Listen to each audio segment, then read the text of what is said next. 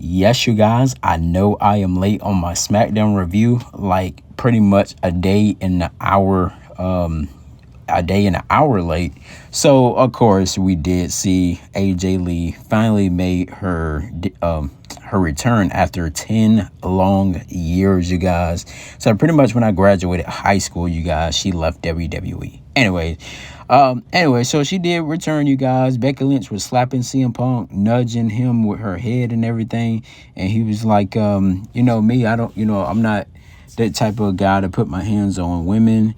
But he said, I know someone that who will. And when AJ Lee theme emerged, Let's Light It Up, that crowd went a wall. Like, they went freaking nuts, y'all. And I couldn't believe it. AJ Lee came in freaking, laying those fists, you guys, to Becky Lynch. She licked her hand, freaking slapped the mess out of her. She dropped to the ground. But I'm telling you, AJ Lee was laying in those punches. Like, y'all remember AJ Lee? She didn't really have like muscle or anything like 10 years ago, like 10 years plus ago. She was just like, just regulars, she wasn't like cut or anything. She had the abs going on, but it looks like she's gotten stronger than she ever was before. And I'm glad that she's actually back in WWE. She came out.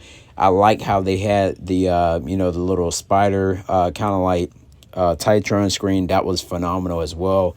I was like I said, overall, I was definitely happy, especially like after Smackdown went off the air, there was a video where her and CM Punk, they were hugging their family and all that good stuff. But let's go ahead and get pretty much more into the show, where we had Charlotte Flair was backstage and Alexa Bliss was pretending like she was a doctor. And I was like, okay, this is interesting. So John Cena did open up the show, you guys, and he pretty much came out and saying this is his last time in Chicago, Illinois.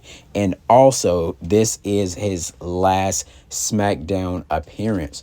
So I was like, geez, I'm like, this year is going by fast. For what I've seen, that John Cena last match will be on December 13th, I think it is, at Saturday Night's Main Event. I'm wondering who his opponent is going to be, but I really hope that one of his opponents will be like Dominic Mysterio or something like that. Kind of like, kind of throw it back to where they kind of did Dominic and, Eddie Guerrero and John Cena at one point, so they can do like a flashback thing of something like that way. But anyways, of course, you guys, John Cena, was still talking. Sami Zayn ended up coming out and saying that, he wants to do an open challenge the same way how John Cena did him,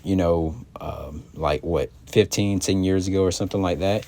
John Cena accepted it. They said, let's get a referee out here. They wrestled pretty much. That pretty much cut most of the show. It was like, my time, it was 8:49 p.m.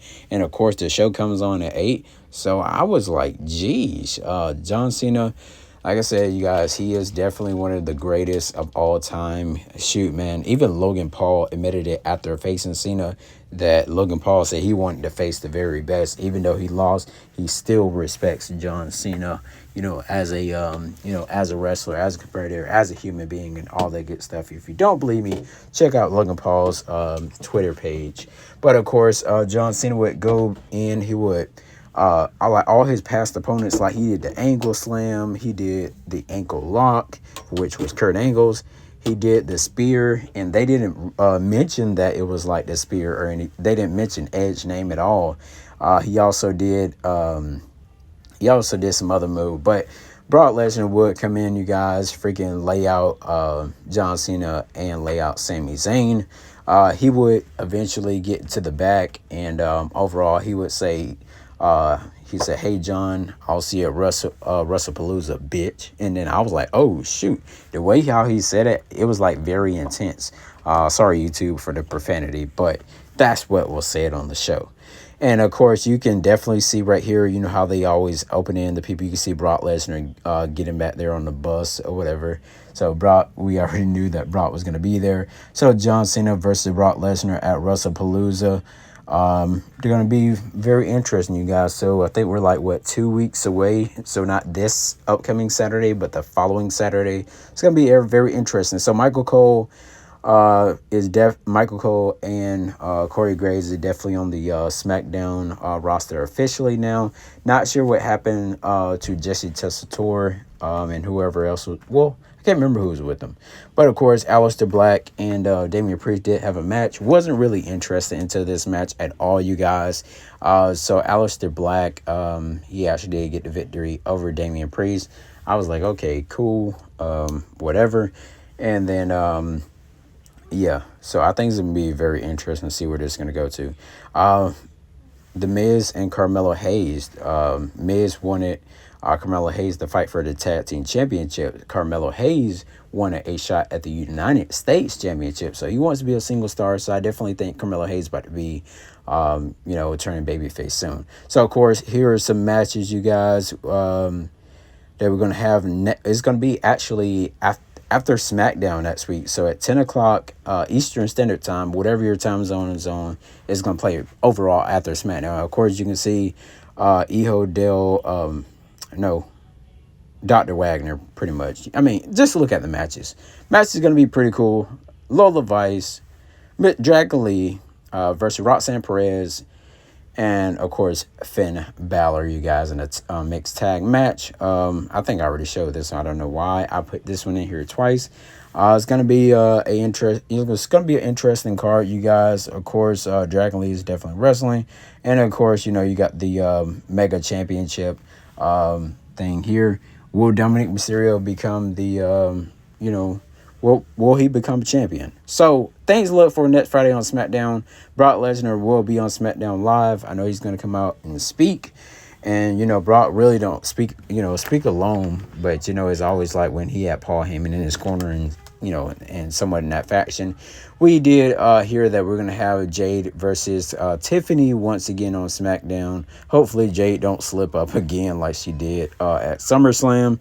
And, of course, I think there's going to be some interference with this because we did see something with Nia Jax. So maybe we're going to have Nia Jax and Jade Cargill wrestle at WrestlePalooza just in a one-on-one match of some sort. I don't know. We'll see. Of course, Drew McIntyre versus Randy Orton. Think this is where Cody Rhodes is going to come in and attack Drew after the match or during the match, however they're going to do it. So, yeah. And, of course, Julia, you guys, this is only her second time defending the title. That is piss ass poor, Triple H. Like, I do not know what you're doing with Julia. Her second time defending it, and she held it for months now. That's definitely wild. Let me know your thoughts. Let me know your opinions over Friday Night SmackDown. Rating on the show, you guys, especially with the AJ Lee topping the cake off with the icing. I'm going to have to give this a 10 out of 10. You may disagree with me. You may say yeah. But anyways, you guys, minus all the other things, AJ Lee, returning was the highlight of the night. Thank you guys for watching Chris Wrestling Views here on YouTube.com. I'll see you guys in my next video. Peace.